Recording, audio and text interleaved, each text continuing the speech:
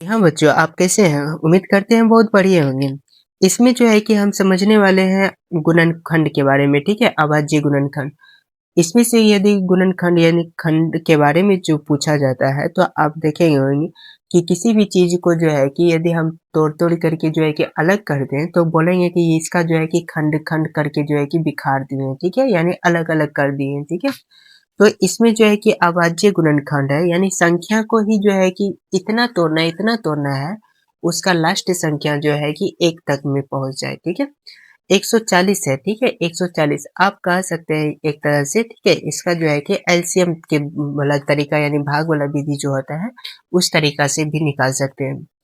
इसमें सबसे छोटी संख्या जो है कि 2 से भाग लगाते हैं, 2 से जो है कि 2 का पारा 14 आता है, 7 बार में 0 उतारते हैं, ठीक है? उसके बाद फिर 2 से खिलाते हैं, तो 2 से जो 70 खिलाएंगे, 70 का आधा हो गया 35, ठीक है? यानी भाग लगा के भी आप देख सकते हैं। ये 5 का पारा आता है 7 बार में, फिर 7 से भाग लगाते हैं तो 1 बार में आता है। यानी ये जितना भी संख्या हुआ, ये जो है कि इसका अभाज्य गुणनखंड कहलाते हैं। क्या कहलाते हैं मेरे प्यारे बच्चों? अभाज्य गुणनखंड, ठीक है? इसी को हम जो है कि यहाँ पे लिख देंगे। इसको जो है कि लिखेंगे 2 गुना 2 गुना 5 गुना 7, ठीक है? और यहाँ पे देखिए, ठीक है? 2 के गो है, तो 2 गो जो है 2 है, तो 2 पे पावर 2 दे दिए और गुना 5 और गुना 7, ठीक है? ये जो है कि आपका आंसर हो गया। इसमें किसी को प्रॉब्लम भी है? नहीं, चलिए बहुत अच्छा है। हम इसी प्रकार से तैयारी करते रहिए मेरे प्यारे बच्चों। अब इसमें से जो है, ठीक है? सिर्फ उसका जो है कि गुणनखंड किए, ठीक है? यानी एलसीएम के तरीका से। अब उसको जो है कि गुना में लिख दी और बाद में जो है कि गिन करके लिखना रहता है कि वो कौन सा संख्या आया है, ठीक है? जितना आया, जैसे यहाँ पे मेरे पास 2 गो 2 आया था, तो यहाँ पे लिख दिए 2 पे पावर 2 और गुना 5 गुना 7, ठीक है? उसी संख्या को जो है कि फिर से उतार दिए, बस ये मेरा आंसर हो गया। अब अगला संख्या देखें, तो अगला संख्या जो है, ठीक है?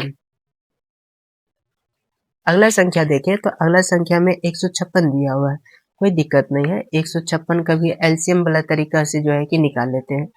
2 से खिलाते हैं, ठीक है? 15 तो नहीं आता है, 2 का पारा 7 बार में 14 आता है। एक इसको दे देंगे तो 16 हो जाएगा, ठीक है? 16 8 बार में आ गया। फिर 2 से खिलाते हैं, 2 का पारा 7 नहीं आता है, लेकिन 3 बार में 6 आता है, ठीक है? एक इसको देंगे तो 18 हो जाएगा, ठीक है? 18 जो है कि 9 बार में आता है। फिर 3 से कटाते हैं तो ये 3 का पारा में 3 एक बार में आता है और 9 3 बार में आता है। फिर 13 से देखते हैं तो 13 का पारा में जो है, ठीक है? 13 एक बार में आता है। अब इसी संख्या को यानी इस संख्या जो आया, ठीक है? ये वाला संख्या, इसको हम गुना में लिख देंगे। 2 गुना 2 गुना 3 और गुना 13। आप कहिएगा कि सर यहाँ पे भी 2 को 2 आया है। जी हाँ बच्चों, यहाँ पे भी 2 को 2 आया है, तो इस पे लिख देंगे 2 पे पावर 2 गुना 3 और गुना हो गया 13। ये आपका जो है कि अभाज्य गुणनखंड हुआ। किसको किसको प्रॉब्लम था, ठीक है? कमेंट में हमको बता सकते हैं कि सर इसमें हमको प्रॉब्लम आया, तो हम फिर से जो है कि आपके लिए जो है कि फिर से वीडियो बनाएंगे, ठीक है? यदि चैनल पे नए हैं तो चैनल को जरूर सब्सक्राइब कर लीजिएगा। मिलते हैं नए कॉन्सेप्ट के साथ।